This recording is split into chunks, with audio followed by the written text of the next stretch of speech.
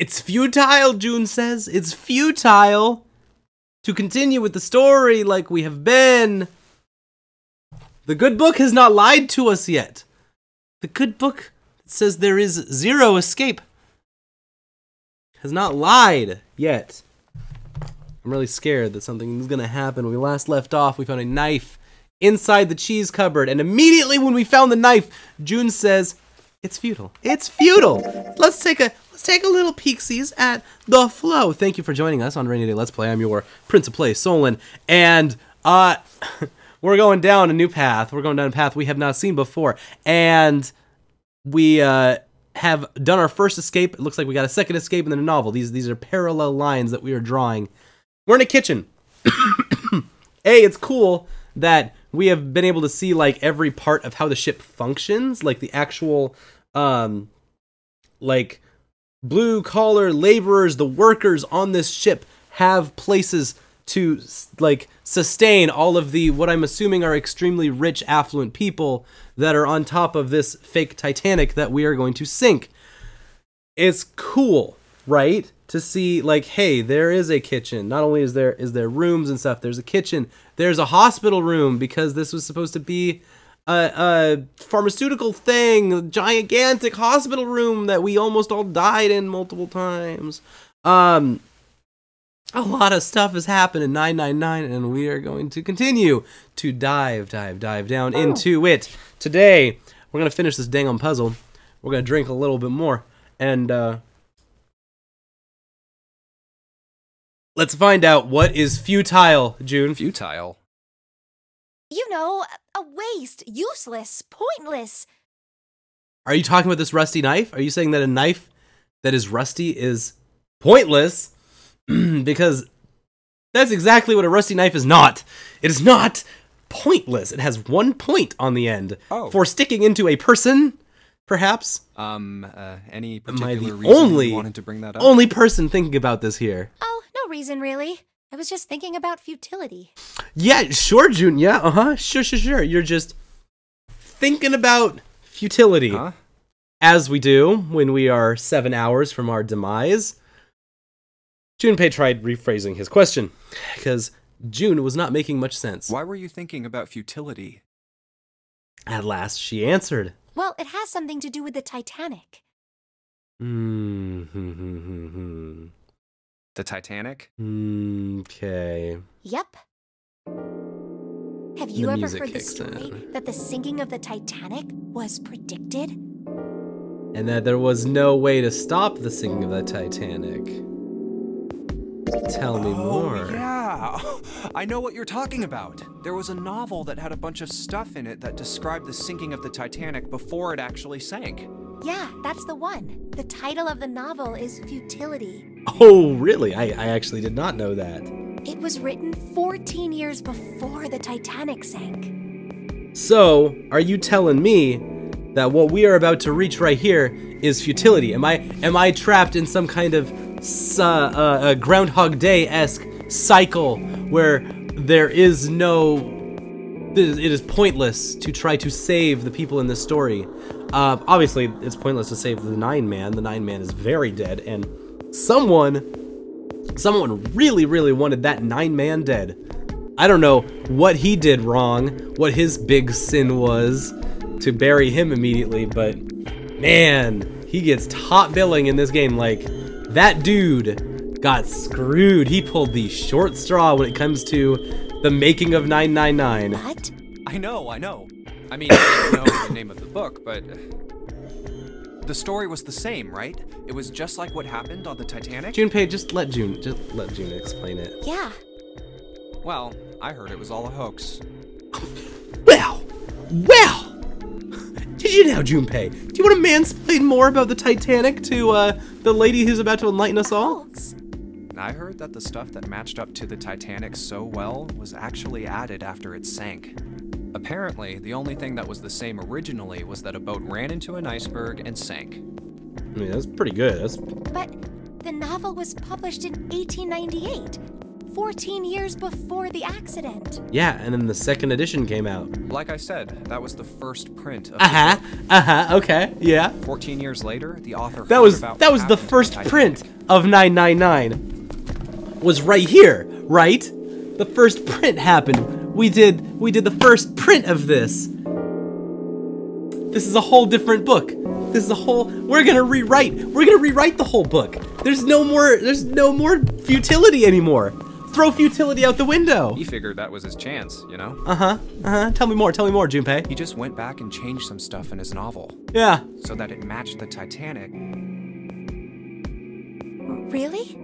Oh, really? Oh, really? Really? There's no such thing as premonitions or any of that stuff. For a moment, June looked very unhappy, more so than Junpei thought was normal for such a discussion. But it lasted only a moment. With no apparent reason, she suddenly looked up at him alarmed. But... No buts, June. That wasn't the only book that predicted the Titanic sinking. Oh, June's got more books. I feel... Thinking back to the decision that I made in this visual novel, that was very out of character for Junpei. The Junpei that we have built up to this moment to just ram down June's throat. It wasn't? That he knows something about anything, because Junpei knows nothing about nothing.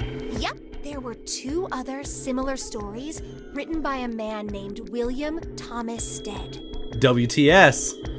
Billy Steads. Know the guy. Both of them Love that before man. The accident. One in 1886 and one in 1892. Stead wrote two stories that had striking similarities to the Titanic disaster. Okay, yeah, so he found his niche. He probably would have written 15 more if it wasn't for the Titanic. In one, two ships collided. Many of the passengers died because there weren't enough lifeboats. In the other, a ship collided with an iceberg and sank. Oh, so maybe the dude just knew about ships, you know? He was like, man, I've been working on this. Like, I used to work in a sandwich shop, right? And by the end of that sandwich shop life, I knew what all the problems that were gonna be inside of that shop. Like, maybe this guy worked on, like, passenger ships and was just like, God, if we sunk this ship, half the people on this ship would die. That's crazy to think about. Because, you know, in the 1900s, thinking about mass death like that, which it is still now, but massive death that's unavoidable like that is just, it's frigged up. It's still frigged up. There's nothing not frigged up about just massive instantaneous death that there is no possible cause for. If you were working on boats, on passenger boats like that, you'd be like, what are we doing, guys? We're asking for disaster. We're flirting with a problem here. Yeah, no, I could see that. None of this, it doesn't sound too far-fetched. It is not too much of a stretch that Billy Steads, our boy who wrote these two books, wasn't like just a real good fan of passenger boats. Like, he's a ferry lover. I want to rephrase that. I don't know how I want to rephrase it, but maybe let's go back.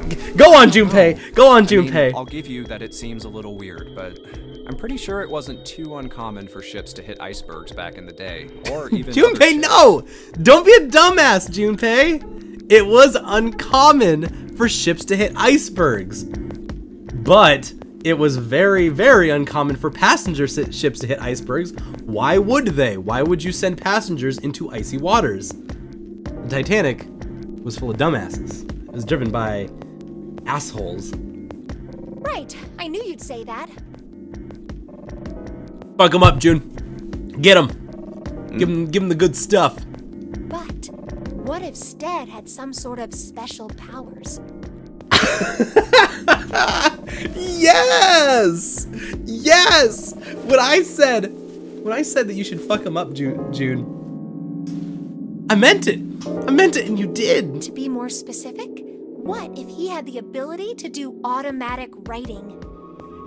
Uh-huh. What? Back on our bullshit. We are back, 999. Are you talking? where they commune with a spirit and then write a bunch of stuff without knowing what they're writing. Yes. Yes. What do you mean, yes? That stuff's a load of bull. And how do you get possessed by a spirit that died 18 years after you? After that moment? Maybe I don't know how ghosts work. What if that's how ghosts work?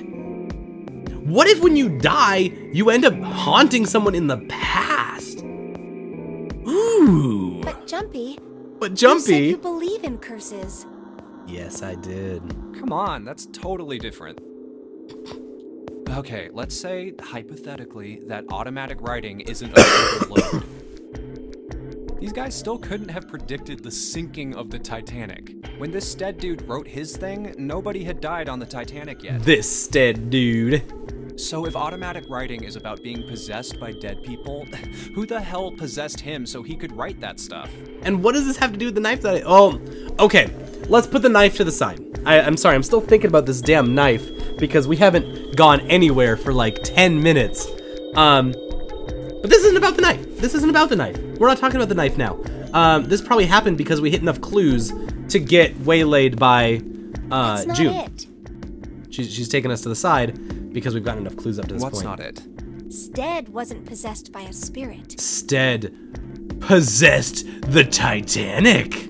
He was doing the possessing. What are you smoking? What does that have to do with automatic writing, though? William Thomas Stead was a passenger on the Titanic. He just wrote down what he saw with his own eyes 20 years before it happened. What? ... He decided it was probably best. You know what? I'm gonna call it quits here. What June was saying was insane and utterly absurd. If he tried to take what she was saying seriously, he'd go mad.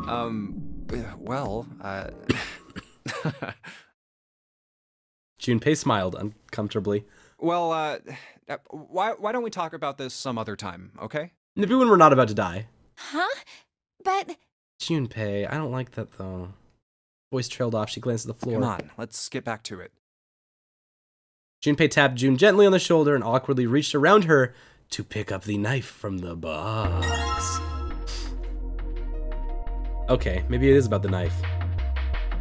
Pointless! Futile! A rusted knife! No, I'm just repeating myself, but this is really a futility moment. This blade is so rusty. Can't cut a damn thing with a knife like this. We are gonna need to sharpen the knife. Okay. Sharpen it on cheese! There's something behind this cheese.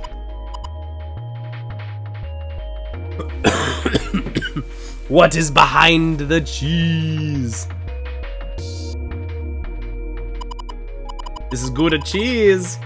Gouda Dutch cheese.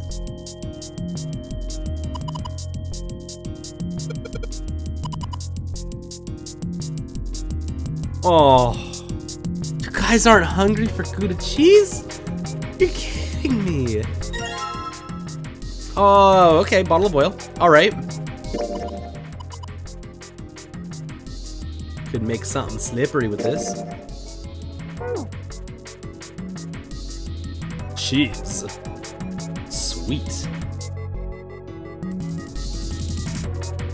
Just making sure there's not anything else hiding up here. Milk in an iron barrel. Old milk.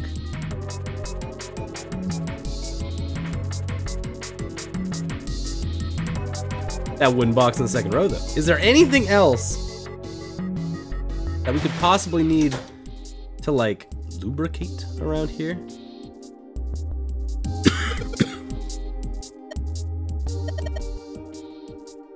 Okay. So the fat and juices can drip off the meat while it cooks. Drawer is stuck, though.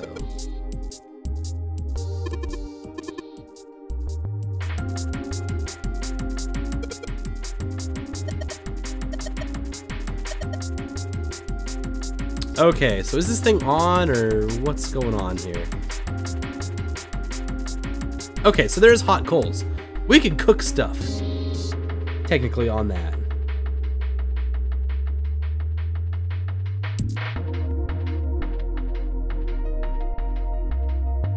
there anything that I need for preparation at this point?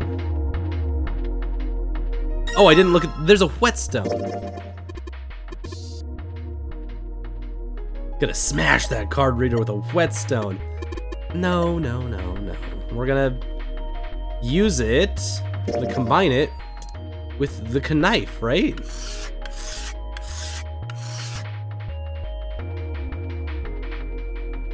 All right, that's not good, but now we've got a knife, don't we? Oh, jeez. Right in your face. It's gonna go right through the frickin' television and hit you in the face.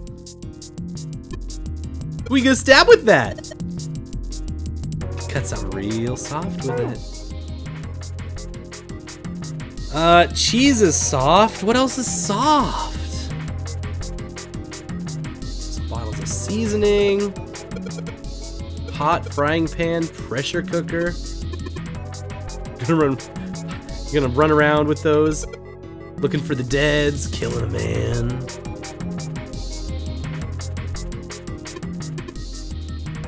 Maybe knife is the answer to the card reader. I think I'm kind of in the weeds on here. I don't know what we're doing at this point. I've got the knife sharp. I've got a bottle of olive oil. I mean, we could make a really good bread and cheese plate right here with everything that we've got. What's over here, though? Oh.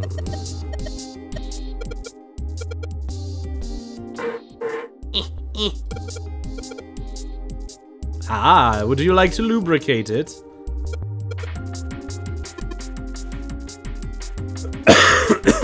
Wow, no need to swear at the hinge? Everyone's swearing at the hinge. Now here's where you do a murder. I've got a knife.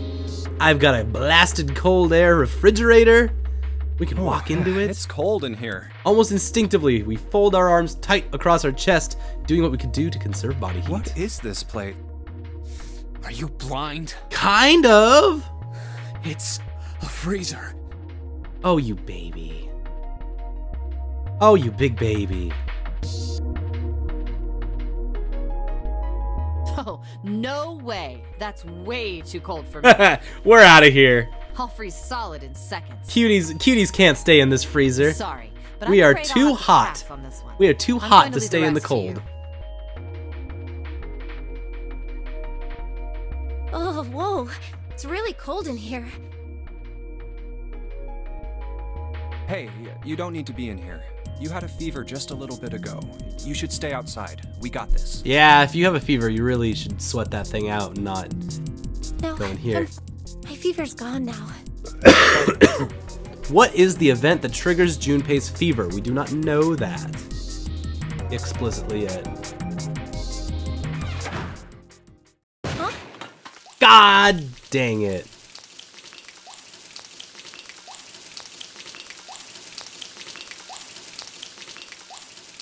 Oh, come on.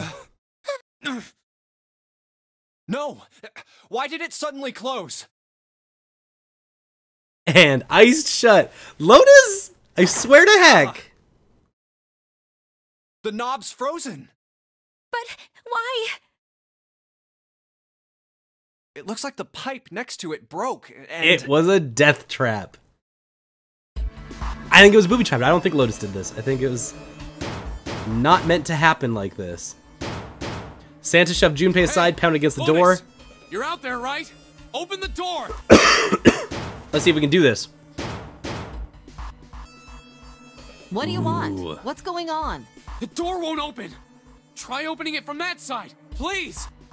Or break the window. Oh, fine. If you say so. Hold on.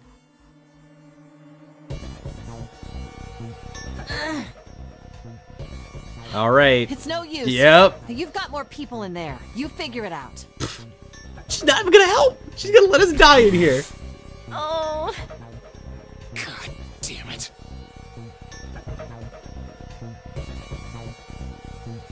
Oh man. Hey, at least we got our jumper. Junpei's got that nice puffy jumper on, right? Anyway, let's find a way out. Let's find a way out. Get moving.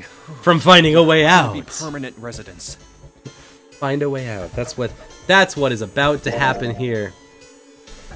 Oops, let's not save there. Let's not go to title screen. Good. Okay. Excuse me, it's cold in here. It is ice cold. So we're gonna die inside of a death maze. This was as predicted by the Elder Gods. I'm surprised it's happening so soon and not in some kind of other way more contrived space. I don't know how many murders I've seen on television shows inside of a refrigerator, inside of a kitchen's refrigerator. But also, freezers are not that cold.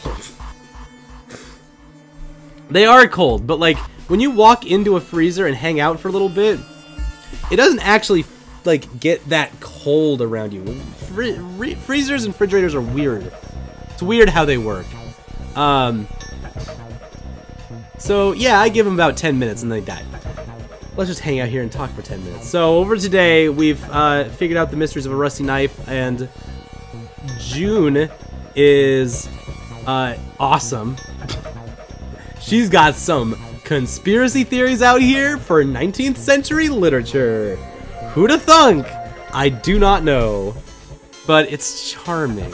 It's charming in its own special way, right? And then we've got Lotus, who just tried to murder us inside of a refrigerator. We're probably gonna get out of here, but it is right now extremely funny to me that we are going to seek a way out of seeking a way out. I will see you next time. I know that in this episode, not only did we not escape from the death trap, but now we are deeper in another death trap.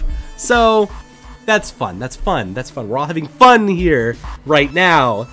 I love you guys so much. I love you guys very much. Thank you for being here. Have a great night. Good luck. Good night. And I'll see you next time for more RDLP and for more Rainy Day Let's Play.